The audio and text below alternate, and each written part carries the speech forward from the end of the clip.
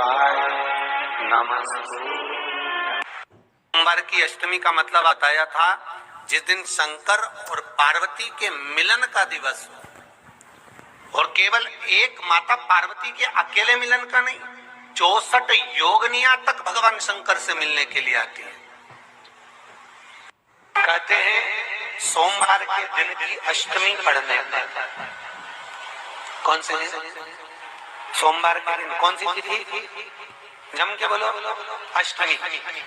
सोमवार के दिन अष्टमी तिथि पड़े और उस दिन अगर 5 बेलपत्र भगवान शिव को समर्पित कर दी जाए तो व्यक्ति जो सोचकर जिस कामना से, जिस मनवांछित फल के लिए बेलपत्र चढ़ाता है, उसकी वो कामना मात्र 3 महीने में पूरी हो जाती है। मात्र 3 महीने। एक बात बहुत सुंदर है, ध्यान रखिएगा थोड़ा सा।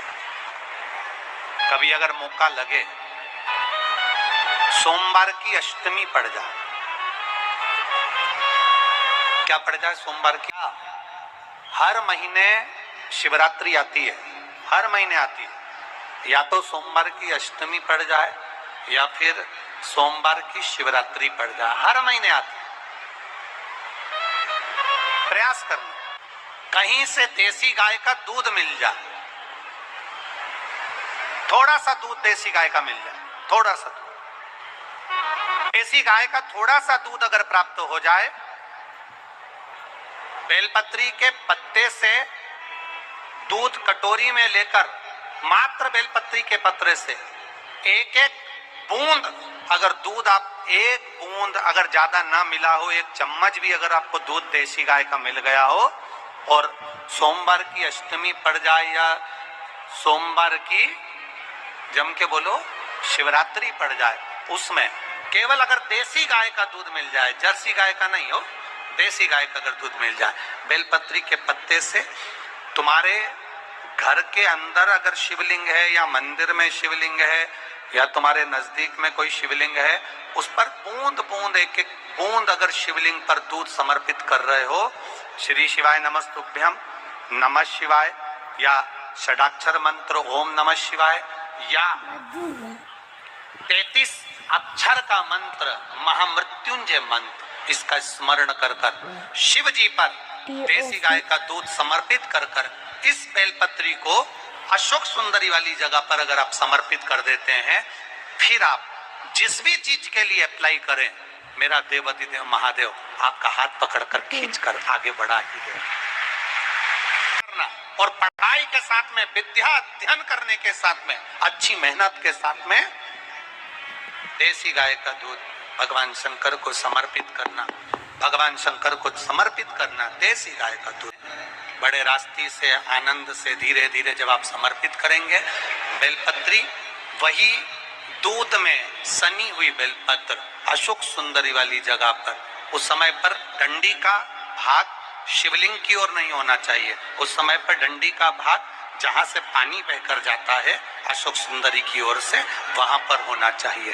कार्य में सफलता मिलती है। शिव तत्व को धारण, बीच वाला जो पत्ता है उस पर पीला चंदन, जब आपको लगे कि मेरा जीवन बहुत कष्टमय है, अब ये रोग, अब ये कष्ट दूर ही नहीं हो रहा, अब ये आए दिन तकलीफ पर तकलीफ बढ़ती जा रही है, आए दिन रोग, बीमारी, पैसा घर में बच नहीं रहा, बहुत कष्टमय जीवन है, इसमें लगाओ पीला चंदन बेलपत्री की बीज पत्ती पर।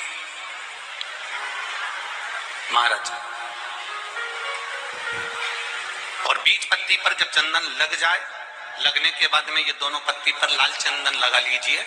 इन दोनों पत्ती के बीच में जो डंडी का भाग होता है, आपको कहा था, आपको स्मरण में होगा शायद, हमने जब बेलपत्री की महत्वता बताई थी तो उस बेलपत्री की महत्वता में कहा था ब्रह्मा विष्णु महेश ये 3 हैं, बोला था।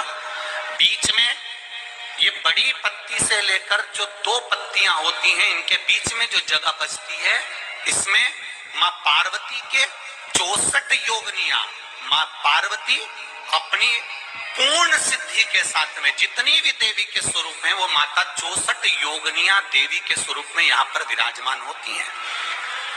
2 पत्ती के नीचे से जो डंडी होती है नीचे तक, ये पूरी डंडी में 33 कोटि देवी देवताओं विराजमान होते हैं इस पूरी डंडी के अंदर।